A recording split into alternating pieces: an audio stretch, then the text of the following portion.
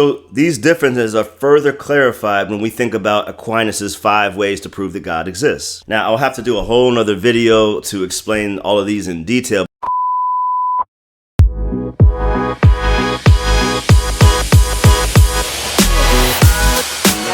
But briefly, they are this. The first way is the argument from motion. Nothing can move itself is the idea that undergirds this particular way. Each thing in motion is moved by something else. The sequence of motion cannot extend ad infinitum. Therefore, it's necessary to arrive at a first mover, put in motion by no other, and this is what everyone understands to be God. The second way is the argument from efficient causes. Nothing exists prior to itself. So efficient causes do not extend ad infinitum into the past. Therefore, it's necessary to admit a first efficient cause, which everyone would name God. The third way is the argument from possibility or necessity, the reductio argument. So we find in nature things that are possible to be and not to be, and that come into being and go out of being.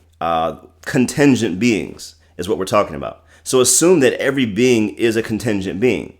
Well, something had to bring the currently existing contingent beings into existence.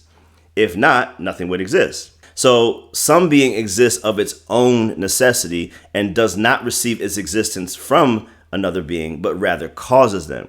And this, once again, is who we speak of as God. The fourth way is the argument from gradation of being. And so the idea that some things are better or worse than others, whatever the greatest thing or being is, should essentially be our starting point. There has to be something which is the cause of the greatness or goodness of everything else, and this is who we call God. The fifth way is the argument from design.